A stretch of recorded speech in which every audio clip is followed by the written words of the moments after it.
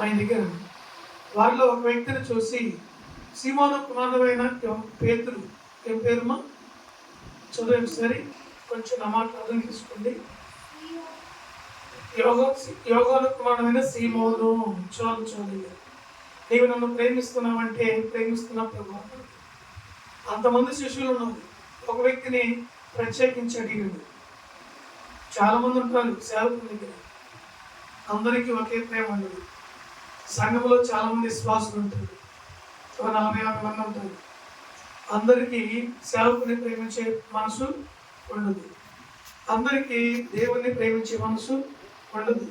ఏదో ఫార్మాలిటీగా ఆదివారం రావటం, వాక్యం వినటం, వారికి కలిగింది ఏదో కానికిచ్చేసి వెళ్ళిపోవటం, మళ్ళీ ఉదయం మొదలుకొని సాయంకాలం వరకు, మళ్ళీ సోమవారం మొదలుకొని ఆదివారం వరకు వారి పనుల్లో వారు చాలా బిజీగా ఉంటారు.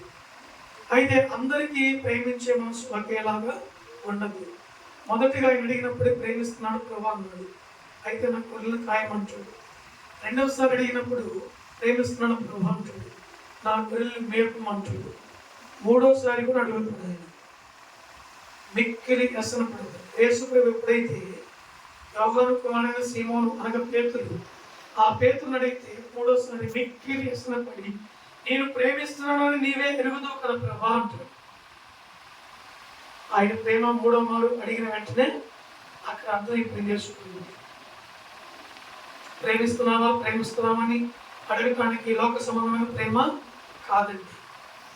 ఒక వ్యక్తిని నువ్వు ప్రేమిస్తున్నావని అడగచ్చు, ఆమెను ప్రేమిస్తున్నాను అంటుంది. అదే మాట 10 సార్లు అడుగు, 2-3 ఇసుకించుకుంటుంది. అంటే నేను ప్రేమిస్తానని చెప్పి డౌటా, నీకు అపనమ్మకమా, నీ వెంట నాకు ఇస్తానని చెప్పి అనుకుంటున్నావా అని వెంటనే కోపం వచ్చేసి వెంటనే రివర్స్ అయింది, వెంటనే ఆవేశపడింది. ఇది లోక సంబంధమైన ప్రేమ కాదు.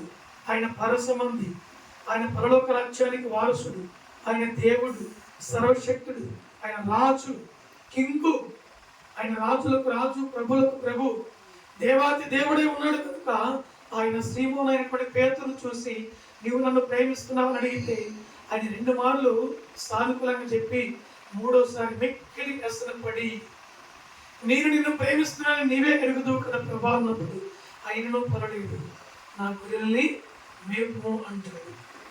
ఎంత ఓర్పు, ఎంత సాత్వికం. తెలుసు, ప్రభువుకు తెలుసు పేతురు ప్రభుని ప్రేమిస్తున్నాడని, ప్రభువు పేతురుని ప్రేమిస్తున్నాడు ఆయనకు తెలుసు. ఆయన అక్కడ చిన్న టెస్టింగ్ చేశాడు. ఆ టెస్టింగ్లో పేతురు వ్యసన పడ్డాడు. ఈ రోజున నేను ఎంతవరకు దేవుని ప్రేమిస్తున్నావు, దేవుడు మనల్ని ఎంతవరకు ప్రేమిస్తున్నాడు అర్థమవుతుంది కదండి. నా భర్తని, నా భార్యని, నా బిడ్డల్ని, నా కుటుంబాన్ని ఎంతవరకు ప్రేమిస్తున్నాడు దేవుడు అని మనకు ఒక అవగాహన ఉండాలి. మనం ప్రేమించేది సరే, కానీ దేవుడు మనల్ని ఎంత ప్రేమిస్తున్నాడు, ఎంతవరకు దేవుడి ప్రేమ మన మీద ఉంది, దేవుడు ఎన్ని కార్యాలు మన పక్షమని చేస్తున్నాడు, ఎలాగ మనల్ని చేయబట్టుకొని నడిపిస్తున్నాడు, మన కుటుంబం ఎంతవరకు దీవించబడుతుంది, మన బిడ్డలు ఎంతవరకు వృద్ధి చెందుతున్నాడు, మనం ఎంతవరకు దేవుని సన్నిధిలో వెతుకుతున్నాము అనే అవగాహన మనం కలిగి ఉండాలి. ఇవన్నీ లేకుండా ఏదో మందిరానికి వెళ్ళాం, తిరిగి వచ్చాం, ఏదో ప్రార్థన పెట్టారు, ప్రార్థన చూసుకున్నాం, తిరిగి వచ్చాం, ఇంతవరకే మనుషుడు ఆగిపోతున్నాడు.